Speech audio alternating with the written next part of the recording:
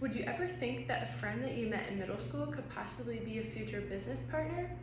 This is how it happened for Ben Cohen and Jerry Greenfield from Ben & Jerry's Ice Cream.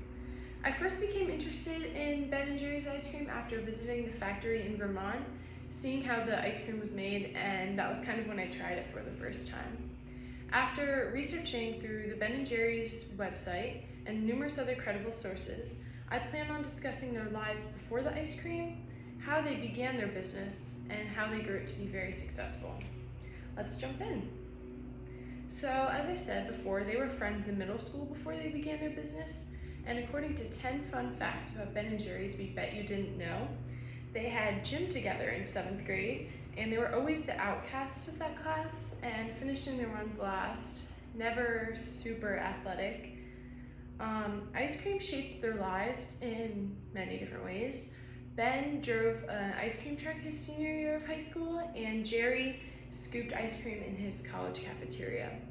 According to Daniel Richards, Ben dropped out of numerous different colleges after high school, never really stayed in any, and he eventually left all of the schools in the Northeast that he attended and left to teach pottery in New York on a farm. And he also dabbled in his ice cream making there. Saying that, the two had very different college experiences. As I said, Ben dropped out of many different universities and never got a degree, whereas Jerry got a degree in medicine but was never accepted to any medical schools. So he went to North Carolina for a few years and eventually came back to New York. The two reunited in Sarasota Springs, New York, and they decided they wanted to do a food business together.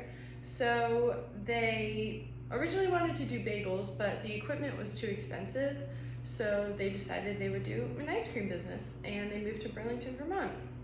According to Daniel Richards, after a $5 course on how to make ice cream, they opened their first shop. So while many friends don't start businesses together, this is not how it happened for Ben and Jerry. They had similar interests, which allowed them to become successful business partners. So they opened an ice cream, crepe, pottery, and soup shop. On May 5th, 1978, they bought an old gas station for $12,000, and this was their first shop.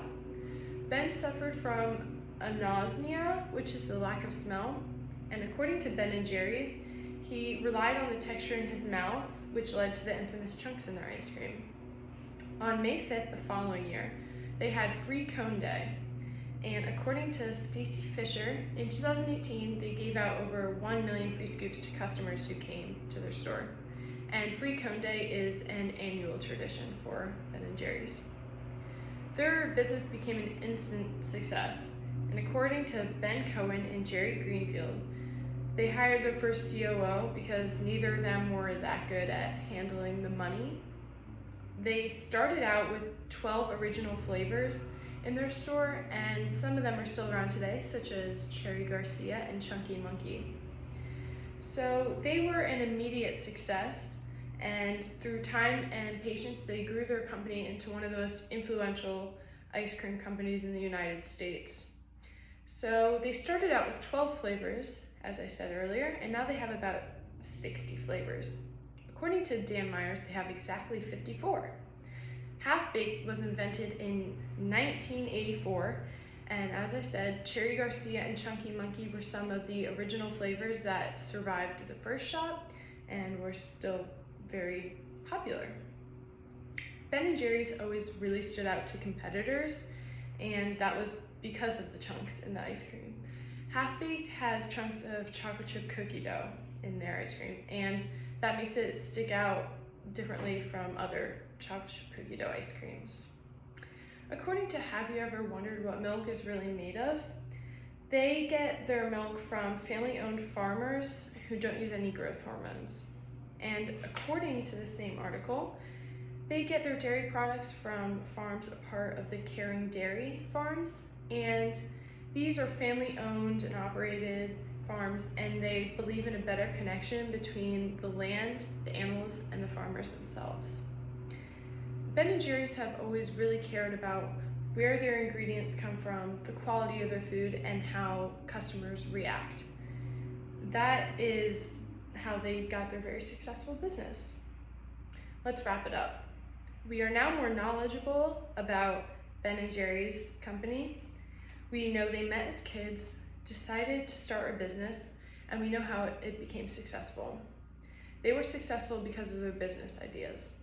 As Jerry once said, we measure our success not just by how much money we made, but by how much we contributed to the community.